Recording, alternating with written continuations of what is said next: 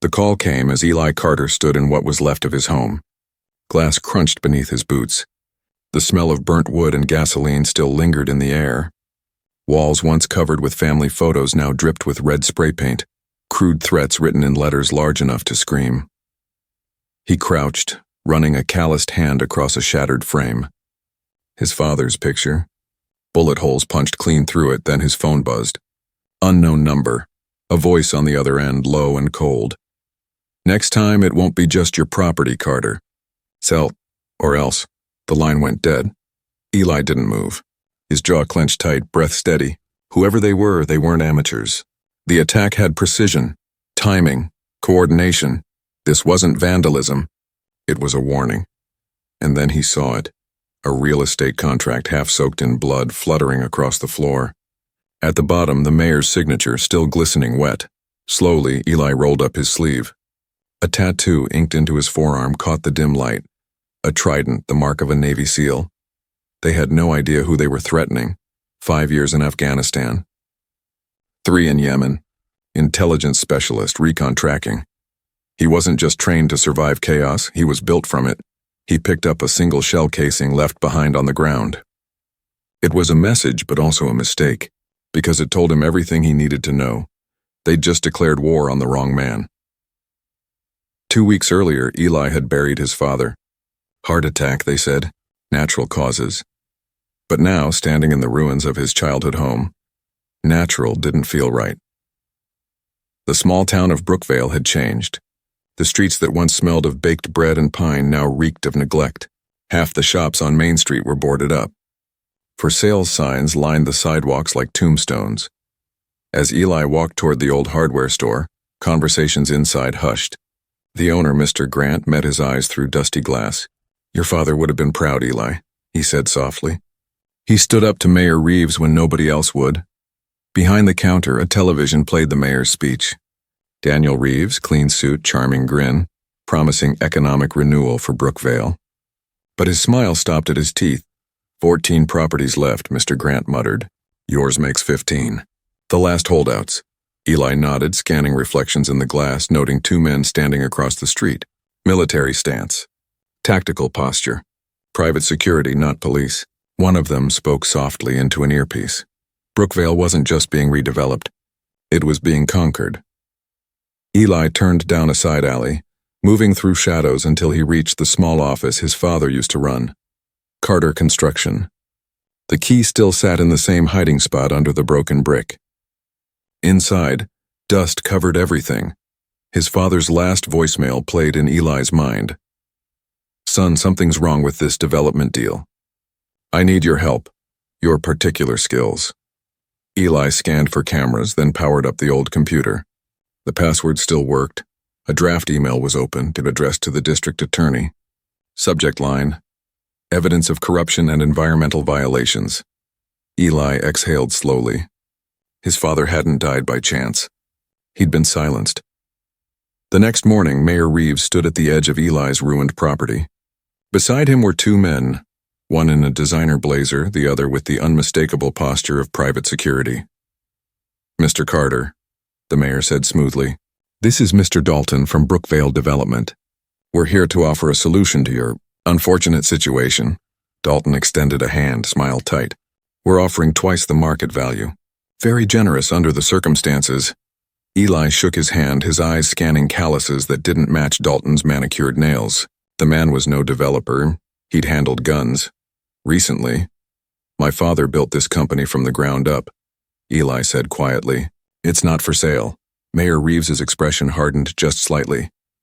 "Your father understood progress before his passing. Heart problems run in families," Dalton added. His tone dropped a degree colder. "Stress can be deadly." Eli met the mayor's gaze. For the first time he saw it, satisfaction, control. This wasn't a negotiation. It was a threat. As they turned to leave, Reeves' voice carried over his shoulder. "This town needs change, Mr. Carter. Don't be the one standing in the way." When their black SUV disappeared, Eli crouched near the wreckage of his father's truck. He ran a finger along the brake line. A clean cut. Precise. Surgical. The report had said, accident. But Eli knew better. He was trained to spot patterns, and the one he saw now reeked of organized corruption.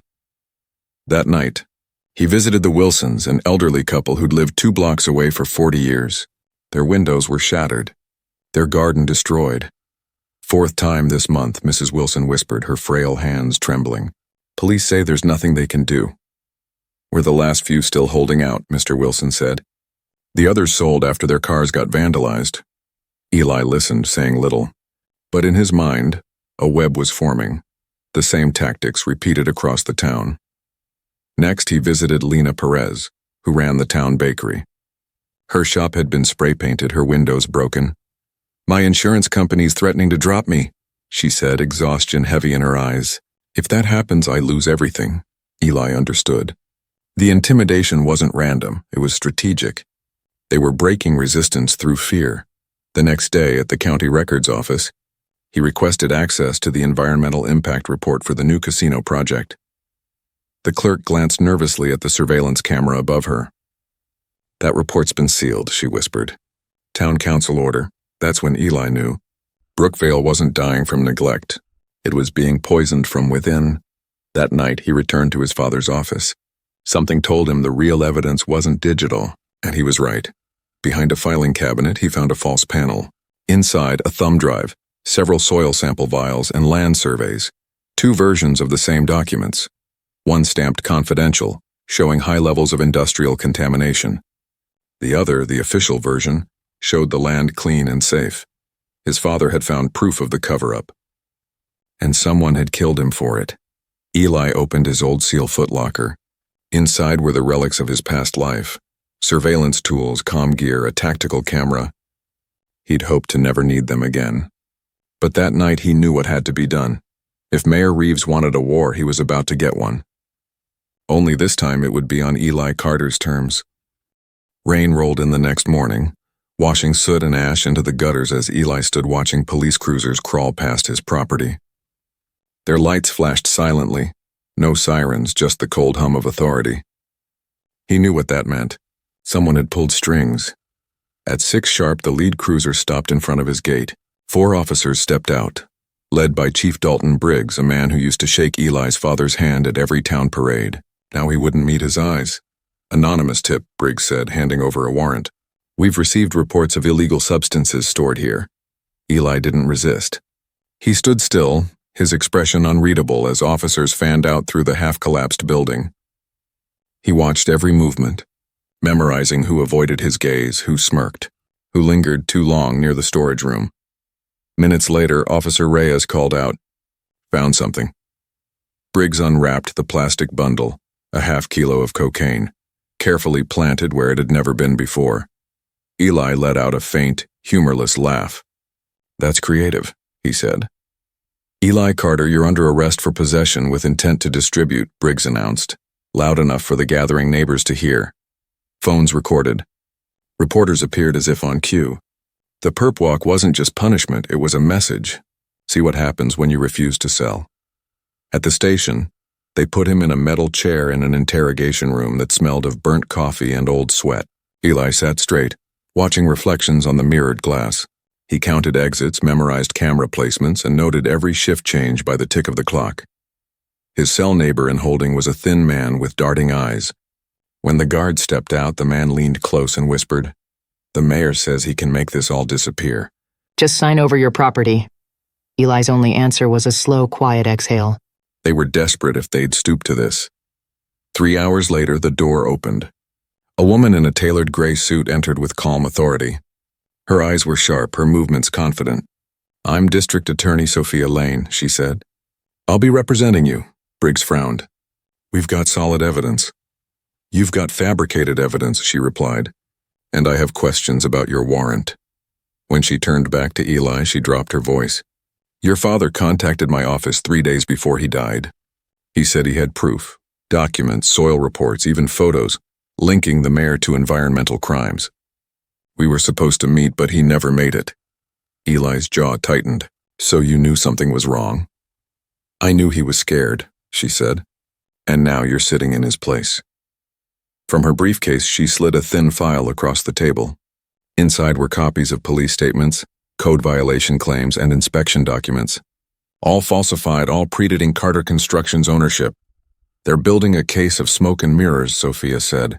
But if we can prove motive, if we can prove your father's death wasn't an accident, it all comes crashing down. Her phone buzzed. She glanced at the number, then quickly flipped it face down. Half the police force answers to the mayor, she whispered. The rest are too afraid to speak. You'll be out on bail by morning. Say nothing until then. That night, Eli slept in the holding cell, his back against the wall, his father's name echoing in his mind. Through the narrow window, the moon cast a pale light on steel bars. He'd been in worse places, war zones where trust was currency and fear was the language. But this was different. This was home. When morning came, Sophia returned. You're free, she said, signing the release papers. Insufficient evidence and an invalid warrant. Outside, the air felt sharper. Across the street, Mayor Reeves stood beside his SUV, watching. His smile was polite, but his eyes burned cold. Eli met that gaze head-on until the mayor looked away first. Sophia drove him downtown. He's been mayor 15 years, she said. His family owned Brookvale Mining before it collapsed. Now he's betting everything on the casino project. And you, your land, are standing right on the most valuable piece of contaminated ground in the county. Her office sat above a bakery, modest but fortified. Cameras in every corner, the hum of a white noise generator filling the silence. I've been gathering evidence for months, Sophia explained, locking the door. Reeves, his developer partner, Dalton, their security chief, Curtis Boyd. I suspect them all of intimidation, bribery, maybe worse. My father thought so too, Eli said. He told me the environmental reports didn't match. Someone changed them. Sophia unlocked a drawer and produced 2 soil reports, both stamped from the same date, both showing opposite results. He gave me copies before he died. The contamination levels here would make the land uninhabitable for decades. Then why keep building? Eli asked. Because if the truth gets out, Reeves loses everything, she replied. His family, his fortune, his legacy. But we can't touch him with just this. We need proof that he knew. Eli nodded, calm but resolute. Then we start gathering. You realize what that means, she said. Surveillance, risk, he'll come after you harder. Eli met her eyes. I've spent years tracking men who didn't want to be found. Reeves isn't the first predator I've hunted. For the first time, Sophia smiled faintly. Then let's give Brookvale a fighting chance. They began to plan. She would move through the system. Subpoenas, record requests, quiet leverage. He would move in the shadows, collecting what others missed. Together, they'd turn the mayor's empire against him. That night, Eli visited every remaining homeowner who refused to sell. The Wilsons, Lena Perez, Dr. Chen, and Pastor Walker, whose church sat on prime development land. He told them, you're not alone anymore. Report everything strange, every threat, every unfamiliar car. He gave each one a small prepaid phone with a single number saved. His. The fear that had gripped them for months began to loosen. Hope, faint but real, flickered back to life. Back at his own house, Eli turned the shattered garage into an operations room. Maps spread across walls, red string connecting names and places. His father's old notes became the blueprint for war. Reeves doesn't just want our land, he muttered to himself. He needs it. Because if anyone tests the soil and finds what's buried there, his whole empire collapses. Sophia's voice echoed through the speakerphone. I just confirmed it. He's been shifting money through shell companies, buying land in the next county, away from the contamination, leaving the rest of us to drink poison, Eli said. That night, his phone buzzed with a text from Officer Reyes, the one who'd looked nervous during the raid. Meet me. Midnight, come alone. Eli checked his watch. 10 minutes early, never hurt anyone. He slipped on a black jacket, the kind that blended into the dark and disappeared into the rain. The next move was his. Midnight had fallen quiet over Brookvale when Eli spotted the lone figure waiting in the alley behind the old library. The sodium lamp above flickered, throwing long shadows across the wet pavement. Officer Reyes stood there shifting uneasily, his badge turned inward on his belt as if ashamed to wear it. You came alone? Eli asked. Reyes nodded. You think I'm crazy meeting you here? They're watching everything. Eli studied his eyes. Fear, guilt, resolve. The man wasn't lying. Then make it worth the risk. Reyes swallowed hard. Chief Briggs made me plant that cocaine in your office. He said if I didn't, my father would lose his pension. He said the mayor wanted this wrapped fast, no questions. Eli didn't flinch. He let silence stretch until Reyes's nerves started to crack. Why tell me this now? Because they're planning something worse, Reyes said, his voice barely above a whisper. I overheard Boyd talking with Reeves. They've hired men from Capital City, real muscle. Not just threats anymore. They used the words permanent solution. You're on the list. The rain picked up, tapping rhythmically against metal dumpsters. Eli stepped closer. You want to make this right? Reyes hesitated, then nodded. Then keep your ears open and your mouth shut. No heroics, just information. Reyes exhaled shakily. Understood. He turned to leave, pausing only once. They think you're cornered, Carter. Don't prove them wrong too soon. After Reyes disappeared into the mist, Eli stood still, rain running down his collar. The game had changed. The enemy was escalating. He texted Sophia a single sentence. We move tonight. An hour later, his old contacts began answering. Former SEAL teammates now scattered across private intelligence circles. Within minutes, encrypted replies rolled in. Satellite access, property data, untraceable reconnaissance tools. Old alliances reactivated without question. By dawn, Eli had everything he needed. Across town, Sophia secured sealed subpoenas citing suspected environmental crimes. If we're going to bring this down, she told him over the line, we have to hit them from both sides, data and law. That morning, Eli parked across from the mayor's development site, watching through binoculars as Reeves met with Curtis Boyd, the security chief. Their gestures were sharp, angry. Boyd pointed toward Eli's land. Reeves grabbed his arm, whispering hard. The predator was nervous now. Later that day, inside a diner filled with locals pretending not to listen, Dalton slid into Eli's booth uninvited. He looked calm, almost friendly, holding a manila envelope like a peace offering. Triple market value, Dalton said, pushing the papers forward. Final offer. Everyone has a breaking point, Carter. Don't wait until yours costs you everything. Eli pushed the envelope back. You already did. Dalton's smile thinned. You're walking into a storm you can't control. Eli leaned forward. That's the thing about storms. They wash filth clean. Dalton left without another word, and by that night the power in Eli's neighborhood went dark. He moved to the window in silence as backup generators hummed to life. Security lights flared, cutting through the rain, and there they were. 3 shadows advancing toward his house, rifles slung low, moving with military rhythm. He watched them freeze under the sudden blaze of light, then scatter into the trees. One limped slightly. Boyd. Eli noted the gait, the weight distribution, the boot pattern, left heavy from an old injury. The same pattern he'd found at his destroyed home. They were getting reckless. Sloppy. At sunrise, a message came through from one of Eli's contacts. Satellite imaging confirmed buried waste barrels at the casino site, 20 years old, leaking into groundwater. The images would take 36 hours to render fully. The bulldozers were scheduled in 72. They were running out of time. Sophia's voice came through steady but tight. EPA will be here in 4 days. Can we stall demolition until then? No, Eli said. We'll need to do it ourselves. By evening, small but deliberate delays rippled through the mayor's project. Paperwork went missing. Machinery failed. Permits were mysteriously misplaced. Anonymous emails reached council members hinting at criminal cover-ups. Reeves's empire began to creak, but with pressure came danger. Guards doubled at the site.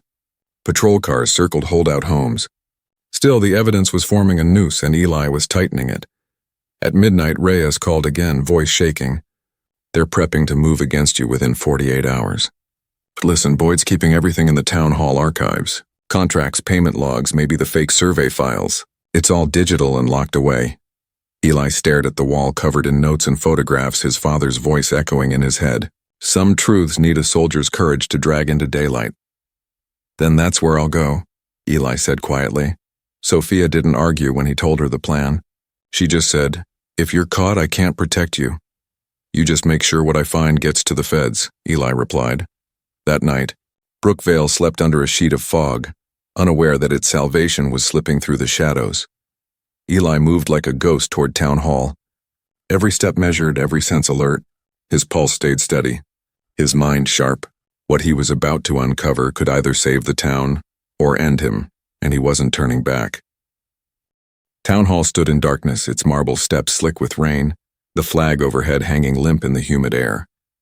Eli moved with the same silence that had carried him through foreign cities at night, every instinct sharpened by years of covert work. He knew where the cameras were, which windows creaked, and how long the guard's patrol loop lasted. Timing was everything. The lock on the side door gave way beneath his practiced touch. Inside, the building smelled of paper, floor polish, and secrets. The mayor's office lay on the second floor behind frosted glass that distorted the glow of a desk lamp, left on overnight. Eli picked the lock in seconds. Inside, he scanned the room.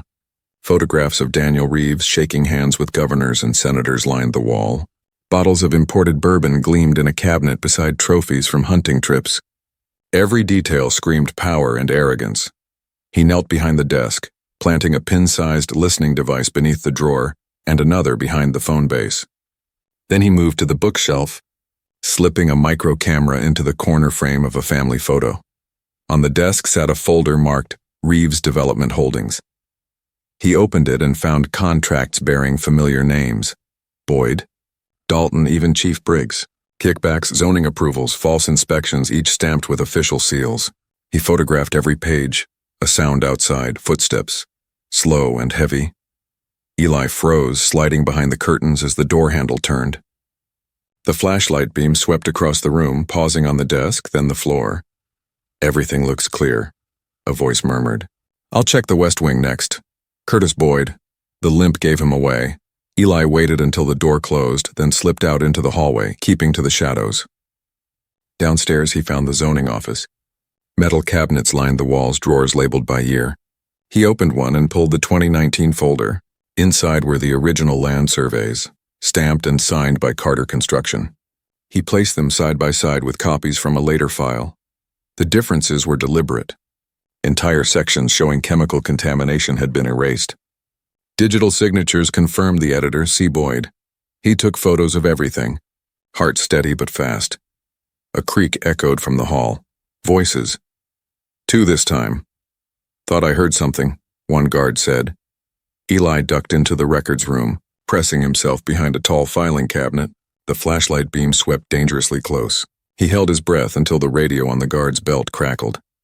"East side perimeter check. Copy?" The guard sighed, muttered something, and left. Eli slipped out through a maintenance door, moving like a shadow into the night. The rain had stopped, leaving the town eerily quiet. His truck waited 2 blocks away, hidden beneath a tarp behind an old feed store. At 3 in the morning, he sat across from Sophia in her office, sliding a flash drive across the desk. Every signature, every alteration. Reeves knew about the contamination and covered it up. Boyd forged the clean reports. Sophia scrolled through the images, her face hardening with each file. "This proves intent, but not the contamination itself. We need soil samples from the site. Chain of custody evidence the feds can verify." "I'll get them," Eli said. "It's guarded day and night," she warned. "Not by anyone I can't handle." Before dawn, he studied the construction site from a neighboring rooftop. Floodlights washed over bulldozers and cranes. Guards patrolled in predictable loops, blind spots visible between camera sweeps. At 2 in the morning the next night, Sophia parked her car at the front gate, headlights on, arguing loudly with security about missing permits.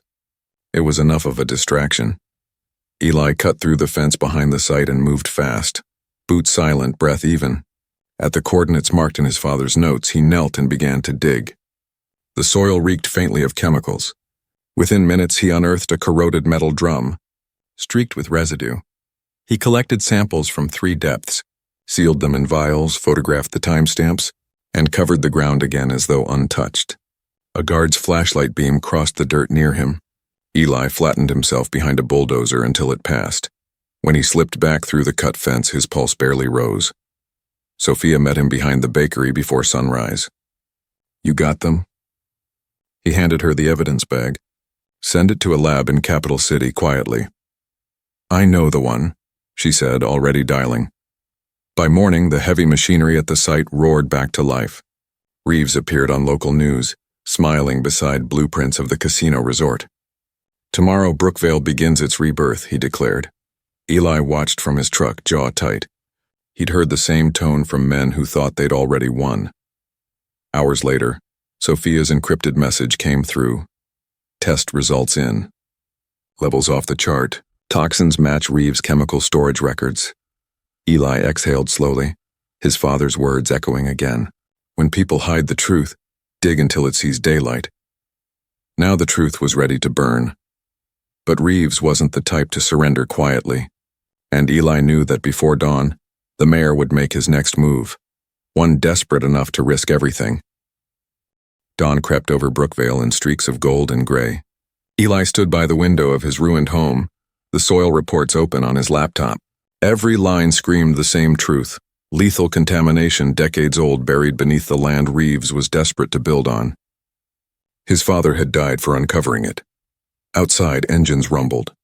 Heavy equipment lined up near the construction site. Demolition was scheduled for sunrise. The mayor had called it the rebirth of Brookvale. Eli knew it for what it really was, the burial of evidence. He called Sophia. The test results are confirmed. I'm sending the files to federal contacts now. Good, she said. The agents will arrive before noon, but you need to hold them off until then. Leave that to me. As he hung up, another text came through from Reyes. They're coming for you. 3 men, ex-military, 30 minutes out. Eli's expression didn't change. He moved methodically, packing the laptop, securing the hard drives, burning duplicates of every file. Then he placed one small flash drive beneath a floorboard marked with his father's initials. Insurance. 20 minutes later, an SUV turned the corner. The same black one he'd seen before. 3 men stepped out, dressed plain but moving like soldiers. They split, circling his property with precision. Eli was already gone. He'd set up cameras across the block the night before, watching everything through a live feed on his phone as the men breached the empty house. They moved fast, clearing room by room. One cursed when they found nothing. Another spoke into his earpiece. Target not present. At that exact second, the town square screens, the live broadcast equipment, even cell phones around the construction site flickered and played a single video. Daniel Reeves' own voice filled the air. Handle the Freeman problem permanently. I don't care how. Gasps erupted. Reporters spun their cameras. The mayor's face turned white. He turned to Boyd, who looked just as shocked. Where did that come from? Before Boyd could answer, more footage appeared. Him planting evidence, manipulating inspection reports, his digital signature flashing across altered files. Then came the environmental report, the real one. Stamped hazardous contamination.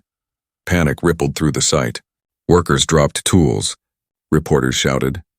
Eli stepped from the crowd, calm, unarmed, standing across from the mayor for the first time in daylight. You poisoned your own town, he said quietly, and you killed the man who tried to stop you. Reeves's mask slipped. You don't know what it takes to lead, Carter. I built this town. No, Eli said. You buried it, sirens wailed. Black SUVs with federal insignia rolled in. Agents poured out, led by Sophia, warrant in hand. Daniel Reeves, you are under federal investigation for environmental crimes, conspiracy, and murder. Boyd's hand twitched toward his weapon. Don't move, one agent barked. But he did, grabbing the mayor, dragging him backward. Nobody moves. We walk out or everyone dies. Eli raised his hand slowly. Curtis, look around you. Every camera here is recording. Every gun is aimed at you. You're a soldier. You know when a battle's lost. Boyd's eyes darted. Sweat ran down his temple. He ordered your father's death, he spat suddenly, tightening his grip on Reeves. Said the old man found the files. Said he wouldn't shut up. The mayor froze. You idiot, stop talking. Eli took one slow step forward. Then make it right. Tell the truth and maybe you walk away breathing. Boyd's arm trembled. The gun wavered. Reeves lunged for it. The shot cracked the air, echoing across the construction site. Neither man fell immediately. Then Reeves stumbled forward, clutching his shoulder. Agents rushed in, forcing both men to the ground. Reporters shouted questions. The crowd erupted. The empire of Daniel Reeves collapsed in the space of one heartbeat.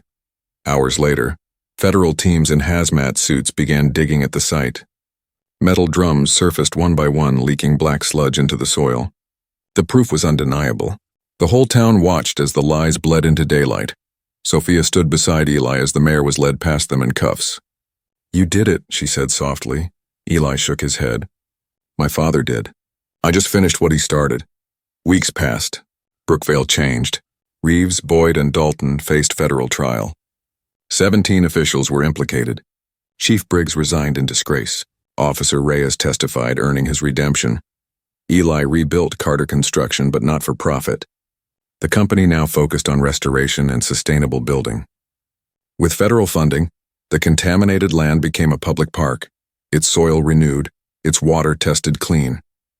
The town that had once turned silent in fear now worked side by side to rebuild. Storefronts reopened. Children laughed where fences once stood. On the first anniversary of his father's death, Eli stood at the new memorial in the center of the park. The plaque read, "Henry Carter, Builder Father Truth Seeker." Sophia joined him carrying flowers. "The Attorney General says this case set a precedent," she told him. "Other towns are reopening old investigations." Eli nodded, eyes on the horizon. "Sometimes you don't need a battlefield to fight a war. Just the courage to keep digging when everyone else turns away." They walked together past the playground, where children's laughter rang through clean air. A young boy offered Eli a small wooden birdhouse, his school project built with recycled wood. "My dad said your company taught us how to build these," the boy said shyly. Eli smiled, taking it carefully. "Then keep building. That's how towns stay alive." As the sun dipped low, its light poured across the park, the same ground that once hid poison, now blooming with wildflowers. Justice had taken time. It had demanded loss, patience, and fight. But it came, and as Eli turned toward the road leading out of town, he knew his father would have been proud. Brookvale wasn't rebuilt by money or power. It was rebuilt by truth, and the people brave enough to stand for it. Months passed, and the air in Brookvale no longer carried the weight of silence. But beneath the calm, ripples still moved. Eli knew corruption didn't die easily. It hid, waiting for a moment to return. Late one night, as he reviewed reconstruction blueprints, his phone vibrated. A message with no sender ID appeared. "You didn't stop it. You only delayed it." He stared at the words, the faint hum of his desk lamp filling the room. Another came seconds later. An attached image. An oil drum half buried in a neighboring county, stamped with the same Reeves chemical insignia. His jaw tightened. Reeves's empire had spread farther than Brookvale. This was only one chapter of a much larger rot. The next morning, Sophia arrived at Carter Construction, her coat damp from the fog. "I got the same message," she said, placing a file on his desk. "Federal agents just found 3 more dumping sites. Reeves used different shell companies across the state. His influence reached deeper than we thought." Eli studied the photos. Miles of farmland, rivers, small towns, all unknowingly poisoned. "Then this isn't over," he said quietly. "No," she replied. "It's about to get bigger." By evening, they sat with a team of federal investigators reviewing maps dotted with red markers. Every point was a potential contamination site. Each one had people living nearby. Children playing in yards, families drinking from wells that carried traces of chemical death. The lead agent leaned forward. "We're calling this Operation Phoenix. The evidence you gathered exposed the first site. Now we clean the rest." Eli's eyes stayed fixed on the map. Reeves may be locked up, but someone else was helping him move the money. He didn't create all this alone. The agent nodded slowly. His partner, Dalton. He disappeared 2 days before the arrests. "We think he's in hiding with financial records that link 6 officials across the state." The room fell into tense silence. Sophia spoke first. "If he resurfaces, it won't be for long. Men like that can't live quietly. They think the storm's passed." A week later, her prediction proved right. Dalton resurfaced under a false name in a coastal town, buying property through a shell company. Eli's contacts flagged the transaction. The address matched an old storage yard once owned by Reeves Chemical. That night, Eli drove through the rain, headlights slicing the darkness. He didn't call agents, not yet. He needed to see for himself. When he reached the yard, the gate hung broken. He stepped inside, boots crunching over gravel. The air smelled faintly metallic, an odor he would never forget. Inside a rusting warehouse, rows of unmarked barrels glistened under weak light. Some were new, others decades old, leaking thin trails of black liquid. A sound behind him, footsteps. He turned, eyes narrowing. Dalton stood at the far end, pistol raised, his expensive suit stained and rumpled. "I should have known you'd come," Dalton said, voice trembling with both anger and fear. "You think you're some kind of hero? You ruined everything." "I exposed the truth," Eli said calmly. "You did the rest yourself." Dalton's finger tightened on the trigger. "You don't understand. The money was never just his. There are people above him, people you can't touch." Eli took a slow step forward. "Then start talking, or they'll bury you the same way they buried your boss." Dalton hesitated, sweat beading on his forehead. "You don't get it," he whispered. "They already have." A red dot appeared on his chest. A single suppressed shot cracked through the air, and Dalton fell before Eli could move. The bullet came from outside, precision strike, distant shooter. Eli dropped to cover, rolling behind a barrel as the lights shattered under gunfire. Whoever was cleaning up Reeves's mess was still active and professional. He returned fire once, then sprinted toward the exit, heart hammering. Outside, he caught a glimpse of a black vehicle speeding away into the fog. No plates, no trail. By the time agents arrived, the shooter was gone and Dalton was dead. But in the chaos, Eli found a small drive clenched in Dalton's hand, slick with blood. Back at headquarters, Sophia decrypted it. The files contained transaction histories, bribe lists, and coded references to offshore accounts, all leading back to a single name, Alton Price, a corporate magnate who'd financed Reeves's projects statewide. "This is it," Sophia whispered. "The one behind everything." Eli leaned back, exhausted but focused. "Then we finish it. For Brookvale, for every town like it." Weeks later, as news broke of Price's arrest in a sweeping state investigation, Brookvale celebrated again, but Eli didn't join the crowd. He stood quietly at the edge of the rebuilt park, watching children play, the wind carrying laughter instead of fear. Sophia joined him. "You could finally rest, you know," she said. Eli shook his head. "Rest isn't peace. Peace is knowing it won't happen again." She smiled faintly. "And how do we make sure of that?" "By keeping watch," he said simply. "The same way my father did." As the sun dipped behind the rebuilt skyline, Eli turned toward the horizon, where new towns, new battles, and unseen shadows waited. The war for truth wasn't over. But for now, Brookvale stood safe, rebuilt on foundations that would never crumble again. And somewhere beyond the fading light, a man who had once been a soldier walked forward, not for vengeance, not for glory, but for the quiet, relentless pursuit of justice that had become his purpose.